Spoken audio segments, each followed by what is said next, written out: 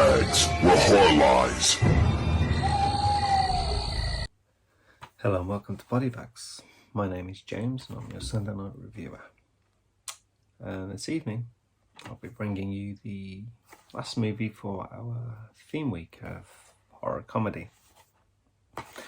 And I went with Peter Jackson's The Frighteners. This is one I hadn't seen for quite a long time. I had mixed memories on it. I remember liking some parts, but also wasn't keen on other bits and pieces in it. I remember feeling it was quite drawn out, which is why I haven't watched it for quite a long time. So this is very early Jackson, and I just see on the back it's Robert Zemeckis Presents. So kind of it shows you it's like I think this was his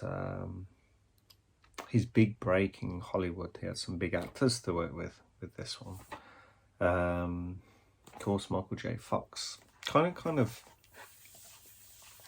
past his prime in this. Well, past his, I would say, Hollywood prime. So his, like people doing all their big movies and then they kind of fall out of favour eventually. So this was kind of after the fact of how he was.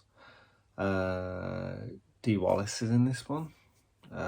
Jeffrey Combs is in this one. Jake Busey is in here. What's his name? Lee Army Emery, or the drill sergeant from Full Metal Jacket. He's in this. He's as the drill sergeant from Full Metal Jacket. But, well, this film, I'll just jump over it quickly. I know sometimes I'll do the films quite quickly, other times I'll kind of go through them more step by step, but it's kind of when I just start talking about it, it's however it kind of feels for me. So we follow Michael J. Fox, and he actually, he's not a psychic, but he's someone who's dead people, and that's how he makes his living. So to say, he's a what would you call him? What does he call himself? He basically clears up ghostly disturbances like hauntings and things like that. He gets rid of the ghosts. But what it is, it's two of his dead friends. Well, they're not really friends, but as I said, he can see dead people, and he takes three of them in business. Actually, there's this kind of, I was going to say this 50s kid. The whole film is kind of filmed and set. It's not set in the 50s, but it has a very 50s aesthetic, and how the story lays out, and how the script and the characters and how it all is. It has a very 50s feel to it, which is cool. It's cool. Kind of an era that I think Jackson was really into at the time. So yeah, it looks good. It kind of flows well. But yeah, as I was saying, so he's got these three kind of ghosts. So there's like a 50s kind of school kid, kind of like, like late teen school kid. There's this 70s black guy, he's in there, and then this old kind of Western sheriff is a judge, actually, with his dog. So yeah, they're kind of like, these are the ones which are causing the disturbances. And as we learn throughout the film, something happened to Michael J. Fox's wife that is a traumatic experience, that she actually died, and he can now see dead people as a result of this. And yeah, he's starting to see these more dead people, like these people dying throughout his town, and they're having these numbers etched in their head, not in the head of the person, but in the ghost, the spirit that comes up. That's resonating with him because his wife had a number carved into her head. And we see this deathly figure, and yeah, he's he's on a mission to try and stop this deathly figure. It's like this cloaked kind of death taking these lives of people. It kind of takes, it's not a film of two halves, but you don't really learn. The film kind of flips a bit. No, that's not right. It's just the arc of the story changes. It's like we're following Frank, his name, Michael J. Fox. We're following him.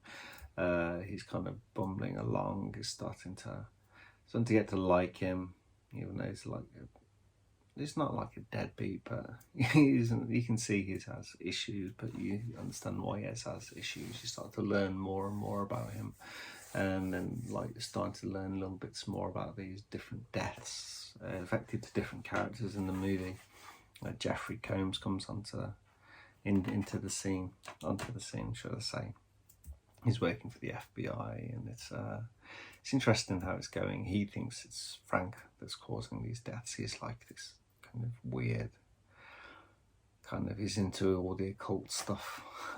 Our Jeffrey Combs FBI character is kind of weird, tetchy, kind of twitchy character.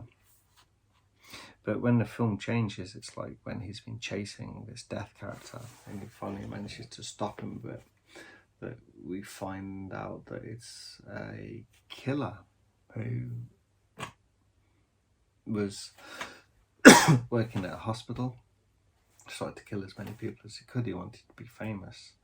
And then there's a woman who's in there. She's in the very first scene. She's been chased through this house and by a ghost in the walls. Kind of remember the first, I think it was the first Freddy. Yeah, when you see one of the kids is dreaming and he had this kind of cool sheet and this Freddy kind of pushing through. Really cool effect. Well, they're doing CGI in this and it's not good for the time. This is mid-90s, 95 or something? Doesn't say on here. I think this is like a 95 film. Or 96, something like that, 95, 96. So the CGI is a bit choppy. Some of the stuff works with the ghosts. Because they're obviously overlaid, they're filmed and then all put together and looks quite nice. Or in this CG stuff, that looks pretty poor, to be honest. That's dated quite badly, the CG. But yeah, they find out it's this death character is actually Jake Busey, Gary Busey's son, and he wanted to kill all these many people as he could to be this #1 serial not serial killer, because he's killing more than one go, kind of mass murderer. And so yeah, the woman at the start you see was his girlfriend and accomplice at the time, where he was, I think he was captured and put to death or something like that. But she was taken to hospital and then she was released, and she gets in contact with him again through Ouija boards and stuff like that, and that's how the connection and the deaths start all over again. And yeah, so the film changes because we've kind of seen all their backstory and their characters, and we realise that her character isn't innocent like we see at the start of the film, that she's an accomplice. And yeah, it kind of all plays out in quite a good way. It's interesting. There's not major twists in the film, but how the story takes you, it's good. We got good characters. Like I said, there's very 50-ish kind of characters, especially the love interest for Frank from Michael J. Fox. She starts the film with another guy, a husband, who actually dies, but he's such a 50s character with a 50s house and lawn and everything, and it's kind of really nice aesthetic to it. Yeah, it's an enjoyable film. Like I said, the CGI is dated pretty badly when you see those parts, but on the whole, the film kind of goes along really well. You got, like I said, these likable characters. The comedy is not over the top. It's not full-on horror comedy. It's not even, of course it's horror, but it's kind of light horror. It's like horror thriller with tinges of comedy slapped through it. Some of the ghosts are quite amusing, like Lee Emery. I can't never remember his name. I think that's his name. But yeah, like the drill sergeant from Full Metal Jacket. He's pretty funny in that, and obviously the ghosts which are with Frank, they're pretty good. But yeah, I think that's enough for this time. I think a lot of people have seen this film, but maybe not everyone is aware of who the director is. Like, they know the film, but they might not realise, oh, it's the Lord of the Rings guy, which a lot of people will be saying. Obviously, we're like, oh, it's the Dead Alive guy, the Bad Taste guy, and the Lord of the Rings guy, of course, and King Kong, among other stuff. The Lovely Bones and things like that. But anyway, I do recommend it. It was better than I remembered. It's actually a really, really good film. Really did enjoy this, and it didn't. It was a tiny bit long. Like, could have trimmed a little bit here and there. Just a few bits and pieces. Just